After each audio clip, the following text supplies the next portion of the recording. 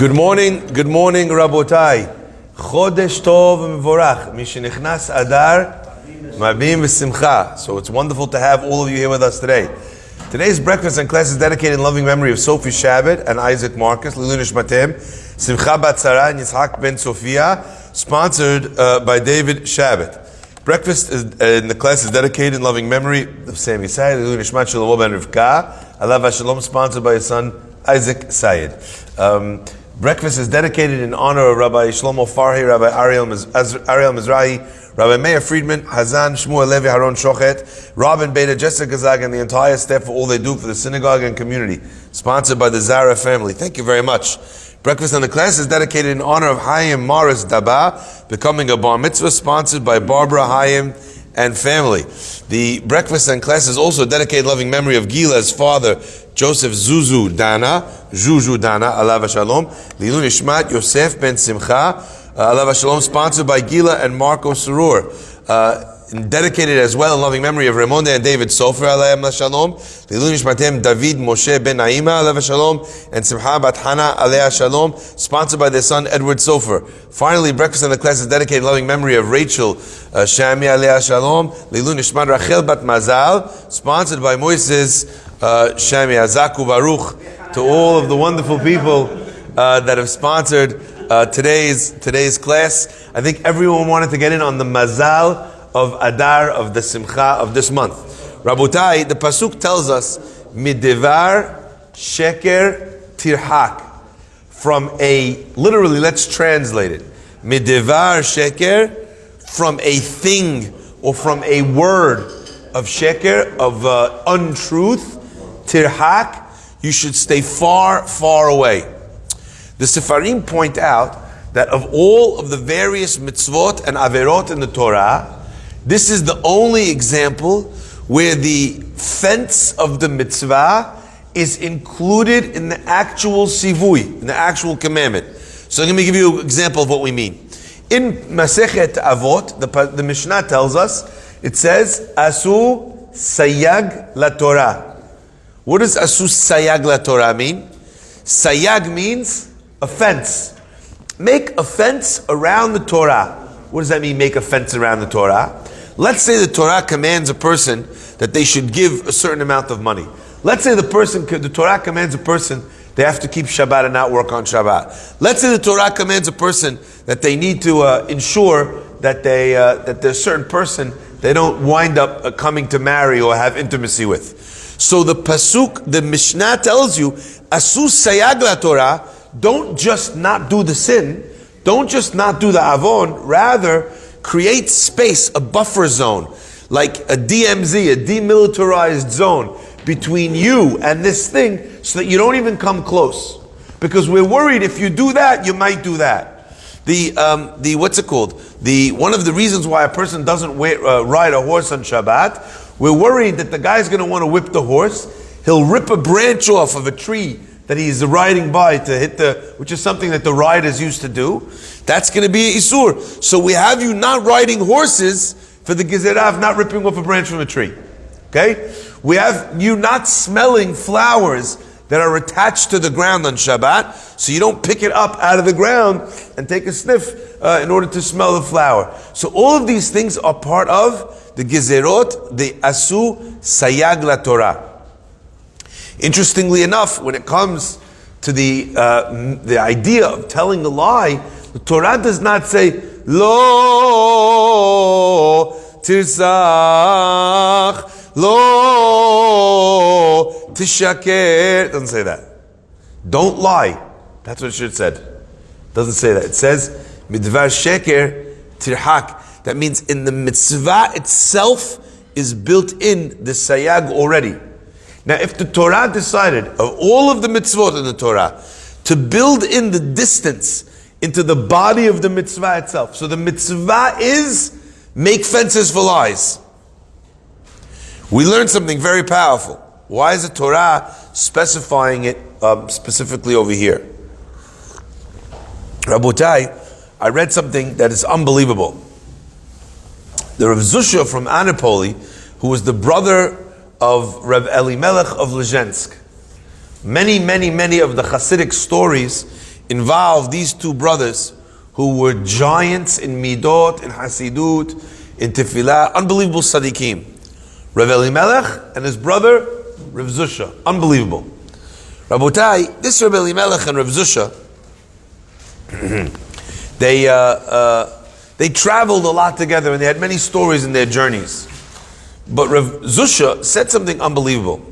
He said, our pasuk says, Midvar sheker terchak. What does it mean? He translated it, B'derech tzachut, in an interesting way, Dirush.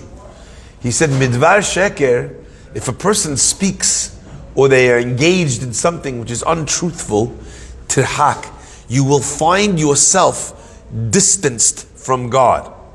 Why? We know that God, his chotamo shel HaKadosh Baruch Hu, the seal of God is emet. And what do we say about HaKadosh Baruch Hu? That HaKadosh Baruch Hu, we say on the high holidays, emet v'kayam la'ad. Right? Emet. God is emet v'kayam la'ad. Amunai Elokechem emet. Now it's interesting, because the pasuk after that says, Amunai Elokechem emet. Right? V'yatziv. V'nachon. V'kayam. Right? How many other things is God besides ve'emet? Right? A bunch. A whole bunch. A whole list. But what are we defining God with? Not in the continuation. What is the actual, the source?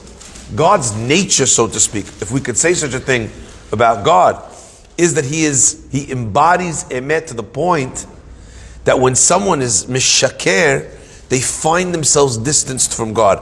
Listen to what Rav Zusha says. He points out that when the Malachim came to Sarah and Avraham, they came to Sarah and Avraham to tell them about the baby boy that they were going to have. He came to heal Avraham from the Brit Milah. They came to carry out the mission that God had in mind for Sodom. And the pasuk says, and this is fascinating, when Sarah hears the news from the angel, she starts to laugh, right? Comes the Malach, HaKadosh Baruch Hu, and he asks Abraham, and he asks her, Madua sahikat Sarah? Why did Sarah laugh? I said she's going to have a baby. Why is she laughing? What does Sarah say? Lo tzachakti. I did not laugh. Says Rav Zusha, right after that, pay attention, what does it say? Immediately following Lo tzachakti. The pasuk says, Vayakumu mishama anashim. The angels stood up and they left. Where did they go? Vayakumu mishama anashim. The angels left. And normally you read that, you say, okay, they left, they had to go. You know, Rav Zusha says, no. When she said, Lo tzachakti, when she laughed, and she denied that she laughed, there was an element there that was untrue. The angels of HaKadosh Baruch Hu, they couldn't stand to be in a place where someone had just said something that was untrue. Wow!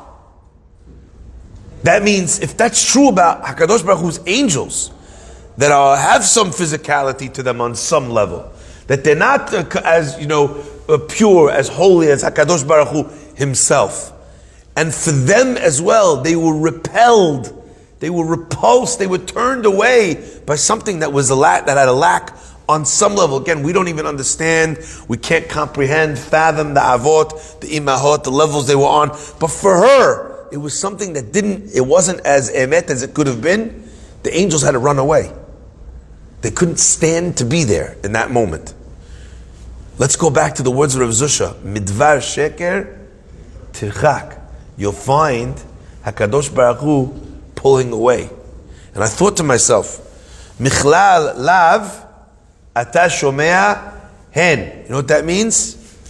From a no, from when the Torah tells you something isn't, and you shouldn't, you also understand what you should and what it is.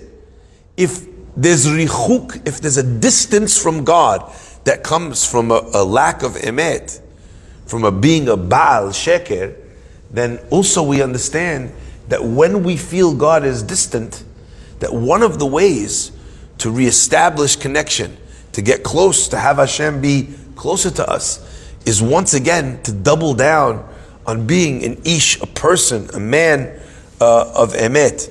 You know, the Gemara says in Sanhedrin that when a person dies, the first question they're going to ask him is, Kavata itim la Torah. Did you set aside time to study?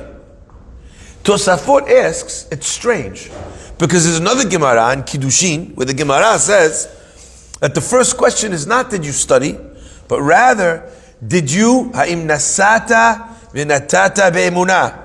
Did you deal in your business? Did you deal righteously, in good faith? Right? Were you honest in your business dealings?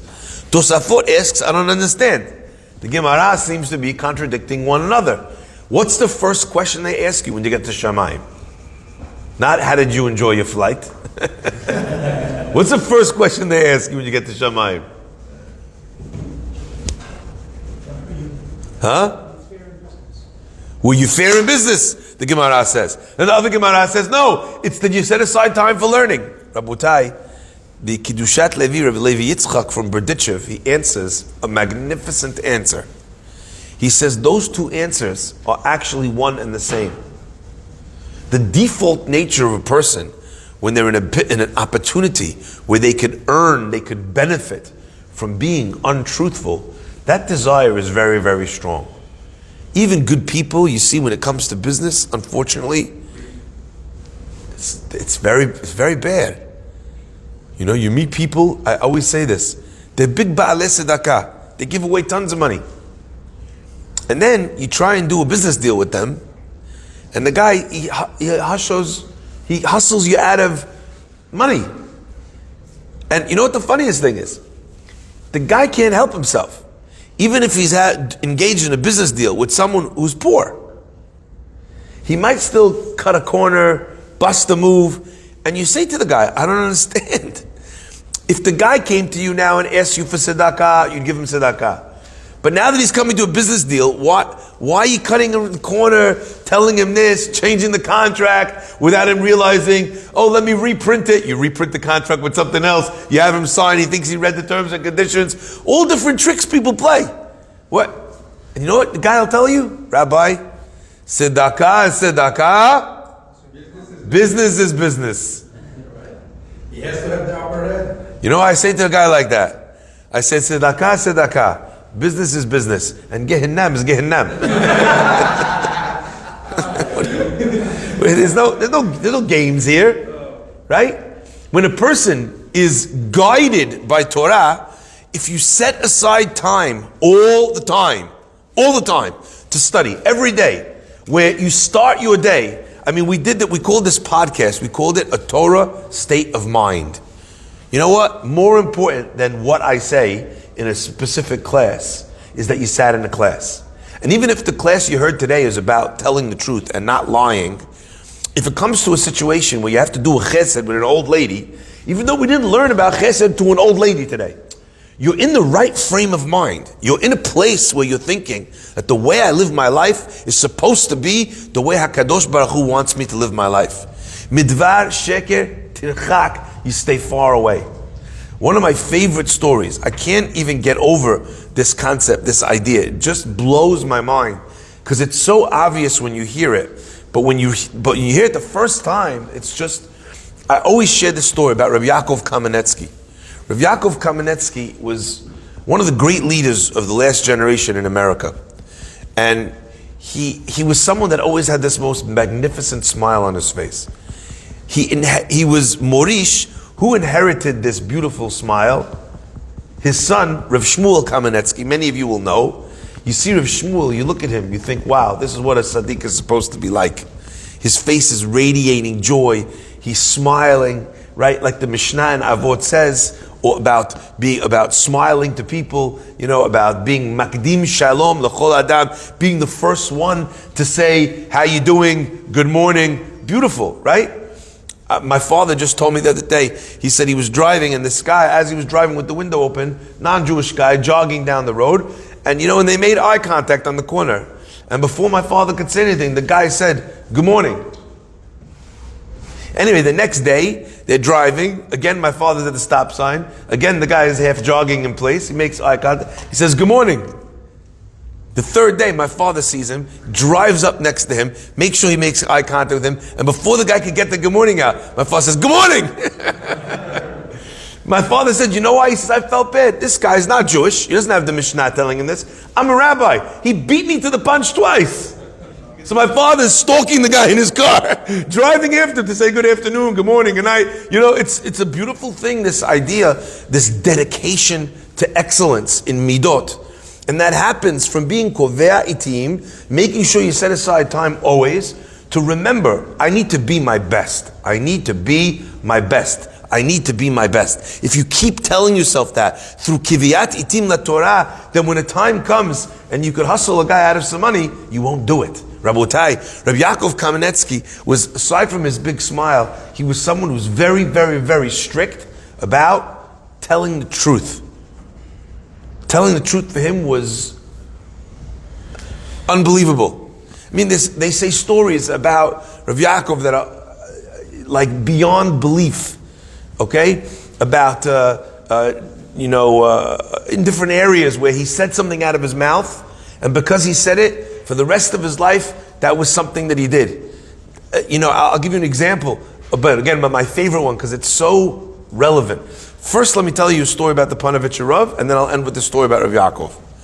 The Panovich Rav, one time, his son came to him and he says, Daddy, you have a very strange minhag, and I don't understand why you have this minhag. Please explain it to me. I looked in all the books, the Shulchan Aruch, the Ramah, I looked in the Magen Avraham, in the Taz, in the Bach. I can't find a single book that says to do what you do, but yet you do it every year. He says, which minhag are you talking about? He goes, I was learning the halachot of Rosh Hashanah. He said, I went through all the halachot. I never found this crazy minhag that you have that no one else has. He says, which minhag? He says, the minhag that on the night of Rosh Hashanah, the first night, you eat by yourself. You don't eat with the family. I thought maybe there's some place, the Zohar, maybe the halakha that says this halakha somewhere. He says, but I looked everywhere and I can't find the halakha. And the Panovich Rav smiled at his son, and he says, you're not going to find the halakha. I'm sick of you. No, he said, you're not going to find the halakha. He says, so why do you eat alone on this special day? He said, years and years ago when I was a young student, I was learning in a town, and I was in the synagogue, and I got invited by someone in the synagogue, and I wasn't sure if their house was kosher or not. I didn't know the guy, I don't know what goes on in his kitchen, and he was pressuring me to come Rosh Hashanah to eat with him. On the one hand, to eat non-kosher or possibly non-kosher on Rosh Hashanah. On the other hand, to make the guy feel embarrassed, a human being on Rosh Hashanah. He says, so the first thing I could think about in that moment is I said to him, I'm really sorry I can't join you. I have a minhag that on the first night of Rosh Hashanah, I eat alone. The guy says, oh, okay. He didn't know, the guy Am Aretz, he didn't know halakha, this, that. He didn't question it. He said, oh, okay, you eat alone on the first night of Rosh Hashanah. What are you doing second night? He goes, oh, I have a meal already. Right? Well, Rosh Hashanah, I eat alone. Since that day, in order that the words that came out of my mouth should not be a lie, for the last 50 years, the first night of Rosh Hashanah, I eat alone. Isn't that unbelievable? Midvar sheker tirchak. Now let me share with you the story about Rav Yaakov, and then we'll come back to this. And I want to share as well something that I saw in this pasuk that is different from these two stories. Rav Yaakov Kamenetsky had a very close student. Very close. And the student to him was like his own son. This student, after he got married, he finally had a kid. Rav Yaakov came to his house to see his student. And his son is there already, maybe 12 months, 9 months, however many months old. The kid started to walk. So Rav Yaakov is so happy, he's playing with the kid. The father wants to give, he sees how much joy Rav Yaakov is getting from his Yani grandson. So he says, Rebbe, he goes, Rebbe, you don't understand, look, you gotta see, he just started walking. He turns to the kid, he holds up a lollipop to the kid, and he says, come to Abba, he holds out the lollipop. The kid starts walking. You know, when the kids, when they walk, they have that hilarious, that waddle, you know. The kid starts waddling his way to his father. 4, 5, 6, 10 steps across the room to the father. Rav Yaakov is smiling, he's clapping for the kid. right? So, like, he's so happy that the kid is growing up. Then the father, he sees that the rabbi is enjoying it. He takes a few more steps back. He says, come to Abba. Rav Yaakov's not smiling anymore. His brow is furrowed. The kid, the student doesn't know what he did wrong. Quickly gives the lollipop to the kid, picks up the kid, puts the kid on the couch. The kid is busy with the lollipop. He says, Rebbe, did I do something to upset you? Rav Yaakov shaking, he says, I don't understand. You held out the lollipop to the child, indicating that if he walked to you, you're going to give it to him. And then he walked to you, and then you moved. It's not emet. This story blew my mind. He didn't say, there's no contract. You know, you, the undersigned, must take 10 steps, and me, the heretofore unknown, as the lollipop purveyor. Right? It doesn't say there's no contract. He didn't say anything. He said, come to Abba, and he's holding a lollipop. It was intimated. The Torah uses a very clever word. It doesn't say, lo tishaker, because you could say, I didn't lie. It says, midvar sheker, from a thing which is untrue. The student never said anything. But it was something, it was an untrue thing. You made someone think that this is what they were going to get. That's enough. Could you imagine you hire someone and you imply that they're going to have benefits? You imply, and then after you say, well, where's the show me the contract? You say afterwards, did you have a recorded conversation of me promising you a bonus? No, but you implied it. That's enough. Because it's a devar sheker, a untrue thing. That's the difference between the way a Sadiq looks at emet and perhaps someone else. I think in today's generation, what used to be a handshake, right? You kept your word. And if you said something, you intimated something, it was your honor on the line.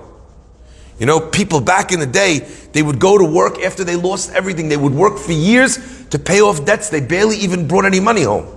Just so that they wouldn't owe someone money. It was dishonest. Rabotai, listen, because this is a nekudah here. Midivar sheker, from an untrue thing, tirchak, stay away. We learn from Rav Yaakov's story, even if you didn't say anything. What do we learn from the story of the Panovich Rav? You see, Rav Yaakov was saying that if you make a promise, then you have to follow through on the promise. That's in the past. If I promised you something, I'm going to give you $10 if you come to shul. You come to shul, I have to give you $10. How about if I say, anyone who comes to shul gets $10? I say it in a room, there's kids there, there's adults there. I have to give that to adults now, technically. Unless it's absolutely understood by everyone that I was not referring, because I said anybody. So that would mean that I would need to keep my words in the past. From the Panovich Rav, we learn that sometimes you say something or you intimate something and you can stop it from being a lie by changing your plans going forward. He said, in order to not insult the guy, I eat by myself alone on the first night. Was that true about his past? It wasn't. He had never done that before. But it was true about his future, moving forward. A lot of times we promise our kids, you know what, you get a good grade on the exam, I'll buy you the car. And then what happens? The kid gets the good grade, and what do you say? It's not such a good time. Insurance is very expensive. It's not so safe to drive in Manhattan. Everyone who drives a car here is hamar, right? Etc., right? It's difficult. You come up with reasons. If you promised, midvar sheker tirhak, doesn't matter. There's no clause in truth that says you're allowed to lie to your kids. You're allowed to lie to your wife. Rabotai, this is something on a personal level I try and work on. What does every husband say to their, I'll be home 2 minutes? What a waste of a lie. What a waste of a lie. You know it's not 2 minutes. She knows it's not 2 minutes. Why would you bother saying that? That is, you know, if you get the get out of jail free card, right? You know, this is a get into jail free card. Like, you gain nothing, nobody is fooled, and all you did was teach yourself to say words that are not true out of your mouth. Midvar sheker tirchak, be clear about your words. But you know what though? I always say this. You know what? I always say this. I say this to husbands. Don't tell your wife you'll be home in 5 minutes, and she shouldn't tell you she'll be ready in 5 minutes. Baruch Adonai le'olam. Amen ve'amen. Rabbi Chananya ben Akasha omer.